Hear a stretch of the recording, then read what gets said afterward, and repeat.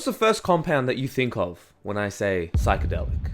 Most people would say something like LSD, mushrooms, or DMT. These are the main psychedelic compounds not only talked about by culture, but also the most studied by science. But what about the OG psychedelic that slips most people's minds? It's been around much longer than LSD, and even ayahuasca, dating back to over 6,000 years ago. There's even entire shamanic communities that have dedicated their lives using this sacred plant, guiding people towards personal growth and healing. This is also the first psychedelic studied by science, laying much of the groundwork to psychedelic research we know today. You ever have that feeling where you're not sure if you're awake or still dreaming? All the time. It's called mescaline.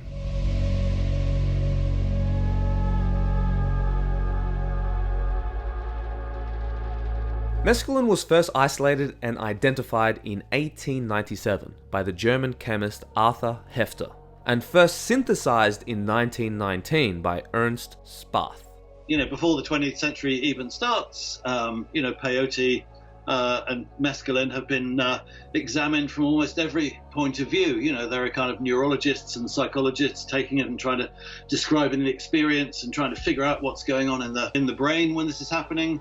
But there's also, people who are much more interested in spiritual experience, trying to figure out, what's going on and what the meaning of these visions is. In those days, if you were a good doctor, you had to kind of, be able to really describe, what symptoms a patient was presenting. And so when they get, turned loose on psychedelics, their descriptions are amazingly good. And a lot of them are, not just doctors and chemists, but they're also writers and poets. Great psychedelic literature, those first encounters. Mescaline is one of the many alkaloids present in the Peyote cactus, a plant which is indigenous to Mexico and the southern United States. Mescaline is different from the tryptamine psychedelics such as LSD and DMT, derived from a different amino acid, tryptophan. It's a phenethylamine, which is to say it's a kind of different family of alkaloids, which is made out of peptides and amino acids like phenylalanine, as opposed to, tryptamines are made out of tryptophan and others.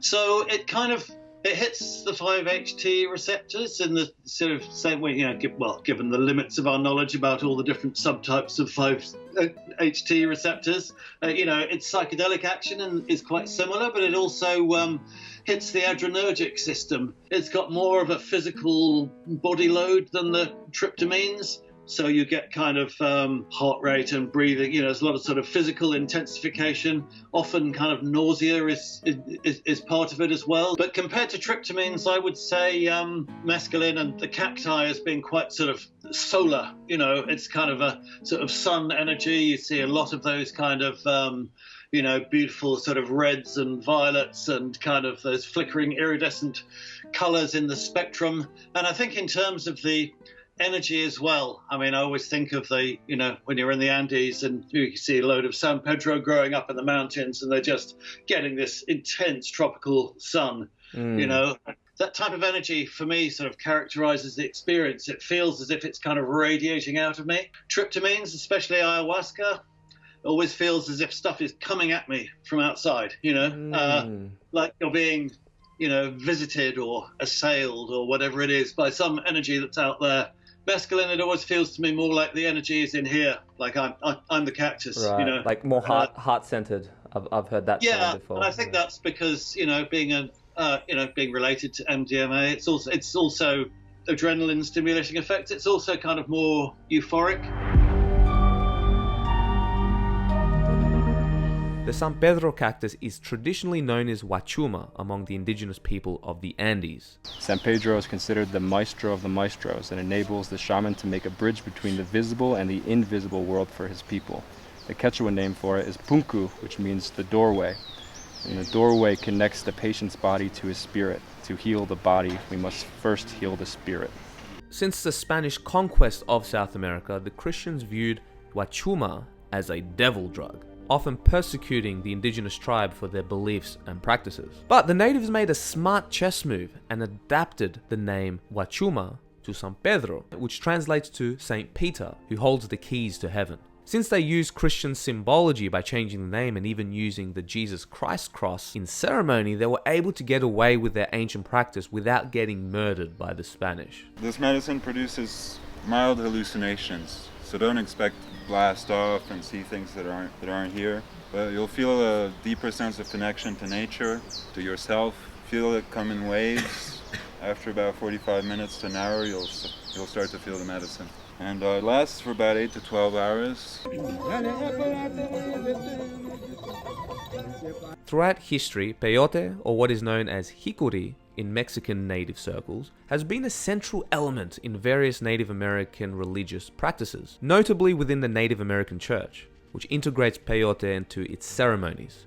The cactus has faced legal challenges and periods of suppression, but it remains a potent symbol of spiritual tradition and resistance. It's important to note that peyote suffers from endangerment since it takes considerably longer to grow, 5 to 10 years to reach the stage appropriate for ceremonial use, while the mature cacti can take decades to grow. San Pedro is a much faster growing cacti, taking only 2 to 5 years to reach maturity. Of course, this depends on the environment and growing techniques. Scientists discovered mescaline didn't behave predictably like other drugs. Some people had heavenly experiences, others nightmarish. It was the first example of what we now call a psychedelic, a word coined by Aldous Huxley. I mean, the term psychedelic was coined in a sort of letter exchange between Aldous Huxley and Humphrey Osmond, who was the psychiatrist who supplied the mescaline for his first mescaline trip that they wrote about in Doors of Perception. And after that, then Huxley and Osmond corresponded, and they said, we need a word for this and LSD, it was at that point. None of the words that they had were very suitable because it had come out through psychiatry. So all these words like hallucinogen were kind of, were connected to kind of mental illness, because hallucinations are a sort of symptom of psychosis. And so they started saying, we need a new word that isn't about kind of mental illness and psychiatry. And that's when they kicked around and came up with the word psychedelic. Mescaline was used in clinical research until the newcomer LSD knocked mescaline from its throne in the 60s. Long live the king. Even though mescaline had a much longer studied history, this was likely due to the fact that LSD required a tiny fraction of the dose. 1 gram of mescaline was around 3 doses, but a gram of LSD? Mate, that was thousands. So economically speaking, LSD made more sense. Mescaline trips can last quite long, typically 10 to 12 hours, which is longer than many other psychedelics like LSD or psilocybin mushrooms. If you consume enough cacti, the effects can easily last for more than 24 hours. It's definitely one of those Lord of the Ring trilogy journeys that takes a lot of dedication and commitment. It's not like DMT where you're in and out. You gotta really dedicate some time and space. According to some studies, mescaline appears to be safe to consume, with most intoxications being mild and easily treatable. Improvement in mental well-being and its ability to overcome alcoholism render mescaline potentially beneficial in clinical settings. However, in some individuals, it can cause psychological distress or adverse reactions. So keep that in mind. Even though there are clear medicinal potential for mescaline-containing cacti, peyote and mescaline is a Schedule 1 substance under the Controlled Substances Act, meaning that they have a high potential for abuse, no currently accepted medical use in treatment in the United States, and the lack of accepted safety for use under medical supervision. Just remember that coke, the devil's dandruff, Say hello to my little friend! that's Schedule 2. So according to the United States government, mescaline containing cacti is more dangerous and addictive than the white powder.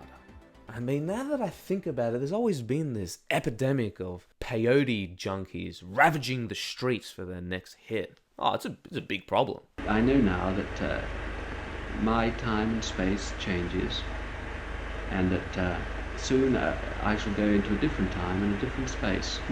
An interesting note is that the most significant mescaline trips of the 1960s was that taken by the chemist Alexander Shulgin, which he later wrote unquestionably confirmed the entire direction of my life. He was struck by how little work has been done on compounds with similar structures, and he began to synthesize new ones. MDMA, argued to be a tamer, less psychedelic version of mescaline. My first mescaline trip was in the form of San Pedro, or Wachuma. in Peru. This was 2016, shortly after my very first ayahuasca ceremony experience in the Amazon.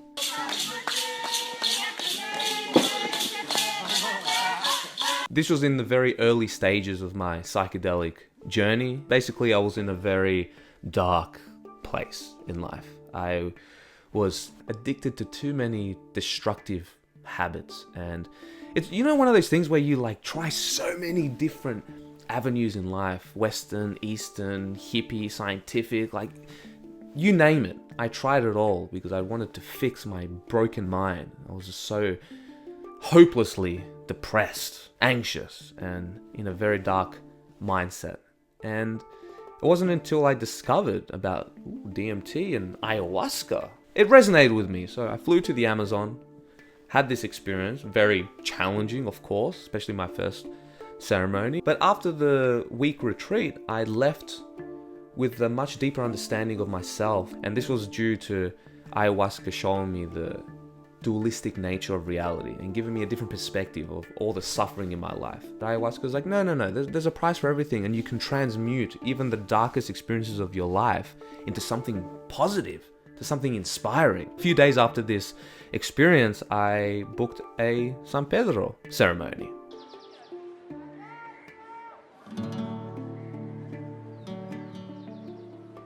So this is our room at Casa de la Gringa. Very pink in here. With the sunroof. I dig it. This was in the mountain ranges of Cusco, and it was wow. Oh my goodness. I have a whole trip report on this. It's actually my very second video in 2016 of this channel. It was a very long experience. I think it lasted like 16 hours for me or something. And it did definitely have this sort of nature's LSD characteristic to it. And what I mean by this is that it was very similar lengthwise to LSD. It was actually longer. And even the visual and psychedelic effect was similar.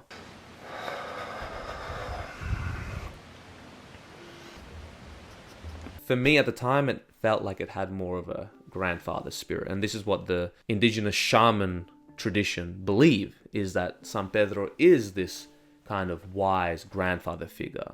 I just feel so blissful, connected, feeling the oneness of everything. It shows you that everything is connected, everything is one. And as cliche as it sounds, but you can't have the light without the darkness, good without the bad, so on and so forth. All the dark suffering I've gone through in my life, but it was necessary for the evolution of my own consciousness, my own spiritual growth. Like, everything is perfect the way it is. And one way of describing it is that it felt like this grandfather presence putting their arm around you and kind of showing you the beauty of life. Much more gentle than the tryptamines, at least personally speaking. It was more grounding, more connected with nature. It's one of those experiences where even if you have a high dose, again, at least for me, just personally speaking, of course, it's one of those experiences where you can go on a 10-hour nature hike. Whereas with mushrooms and ayahuasca, yeah, freaking right. Especially with a high dose, I ain't going anywhere. You know, much more heavy and cosmic, reality distorting. Whereas this, it can definitely have those moments, those waves, but you have more control. Like if I sit down with my eyes closed, I can definitely go into those almost even DMT states, and I've had those fantastical visions. But you can also use it to connect more with nature and your purpose. And that's what it did for me.